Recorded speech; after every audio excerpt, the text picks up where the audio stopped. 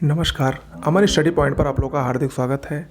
दैनिक रोजगार समाचार के इस अंक में कुछ प्रमुख शिक्षा जगत से संबंधित खबरों को हम लोग जल्दी से देखते हैं। सबसे पहली खबर बीएड प्रवेश परीक्षा को लेकर है। उत्तर प्रदेश बीएड प्रवेश परीक्षा का प्रवेश परिणाम, जो परीक्षा का परिणाम है वो 5 सितंबर को घोषित होगा और 21 सितंबर से आप लोगों की काउंसलिंग होगी। तो इसके लिए शेड्यूल जारी कर दिया गया है। यहाँ पर बताया गया है कि उत्तर प्रदेश बीएड प्रवेश परीक्षा 2020 के नतीजे 5 सितंबर को जारी किए जाएंगे। नौकरी के लिए काउंसलिंग की प्रक्रिया 21 सितंबर से शुरू की जाएगी। लखनऊ विश्वविद्यालय प्रशासन की ओर से गुरुवार को यह प्रस्तावित कार्यक्रम जारी किया गया है। प्रस्तावित कार्यक्रम के तहत अभ्यर्थियों के नतीजे घोषित होने के बाद अपने मनपसंद कॉलेज चुनने का मौका दिया जाता है। अभ्यर्थियों को काउंसलिंग के लिए पंजीकरण करना होगा। 5,750 रुपये शुल्क जमा करना होता है। इस शुल्क में 750 रुपये काउंसलिंग फीस होती है, बाकी के 5,000 कॉलेज को भेज दिया जाता है। प्रवेश समन्वयक प्रोफेसर अमिता वाजपेयी ने बताया कि इस बार ईडब्ल्यूएस की 10% सीट पर भी प्रवेश के लिए आवेदन किए जाएंगे। इनकी रैंकिंग अलग से जारी की जाएगी। तो कुल मिलाकर 21 सितंबर से काउंसलिंग होगी, जिसमें सबसे पहले आपको 5,750 रुपये जमा करने होंगे। वो रजिस्ट्रेशन फ़ीस होती है। इसके बाद जब आपको कॉलेज अलाट हो जाएगा तब आपको 46,000 कुछ रुपए जमा करने होते हैं। ठीक है, तो फिलहाल बीएड का रिजल्ट 5 सितंबर को आएगा। ओके, चलिए अगली खबर है जेई मेन नीट से संबंधित। यहाँ पर बहुत सारे प्रयास हो रहे हैं जेई मेंस और नीट्स की परीक्षा को कोरोना के चलते आगे बढ़ाने के लिए, लेकिन यहाँ पर लिख रहा है सोशल मीडिया पर भारी विरोध के बावजूद संयुक्त प्रवेश परीक्षा जेईई मेन और राष्ट्रीय पात्रता व प्रवेश परीक्षा नीट की तारीख नहीं बढ़ेगी।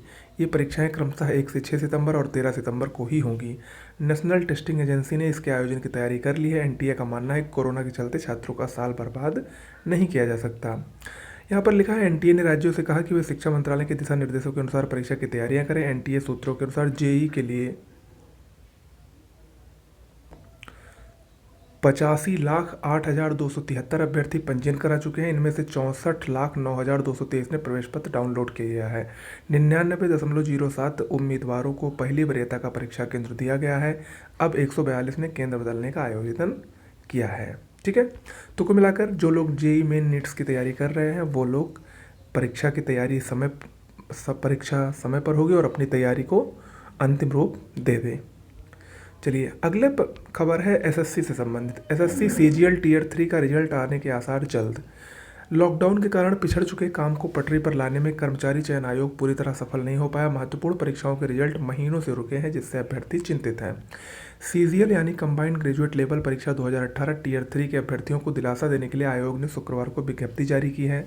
अभ्यर्थियों को बताया गया कि उनके रिजल्ट का काम कोरोना संक्रमण के कारण प्रभावित था, लेकिन अब रिजल्ट का काम तेजी से चल रहा है। आयोग रिजल्ट जल्द तैयार करके उसे जारी कर देगा। सीजीएल 2018 टियर 3 की परीक्षा देश के विभिन्न केंद्रों में 29 दिसंबर 2019 को आयोजित की गई थी। इसका रिजल्ट जारी करने की तारीख 8 जून प्रस्तावित थी। इसके अलावा जूनियर इंजीनियर 2018 पेपर 2 का सितंबर व मल्टीटास्किंग स्टाफ 2019 का रिजल्ट अक्टूबर में प्रस्तावित है। अब इस पर काम चल रहा है और उम्मीद करते हैं कि सितंबर मिड तक या सितंबर लास्ट तक इसका रिजल्ट आपको देखने को मिल सकता है। ओके, चलिए आगे बढ़ते हैं। अगली खबर है आईटीआई से संबंधित। आईटीआई में दाखिले के लिए, आईटीआई में प्रवेश के लिए अब 31 अगस्त तक आवेदन लिए जाएंगे, यानी आवेदन करने की अंतिम तिथि बढ़ा दी गई है। प्रदेश के औद्योगिक प्रशिक्षण संस्थान यानी आईटीआई में दाखिले के लिए आवेदन की अंतिम तिथि बढ़ा दी गई है। अब छात्र 31 अगस्त तक राज्य व्यावसायिक प्रशिक्षण परिषद यानी एससीवीटी के वेबसाइट पर लॉगिन कर आवेदन कर सकते हैं। पहले आवेदन की अंतिम तिथि 23 अगस्त निर्धारित थी। आवेदन प्रक्रिया की पूरी जानकारी वेबसाइट पर दी गई है। सामान्य व ओबीसी के लिए 250 रुपये, जबकि एससी व एसटी के लिए 150 रुपये आवेदन शुल्क रखा गया है। आईटीआई लखनऊ मंडल के संयुक्त निदेशक एससी तिवारी ने बताया कि राजकीय आईटीआई की 70 टेट में 1,20,575 सीटें हैं।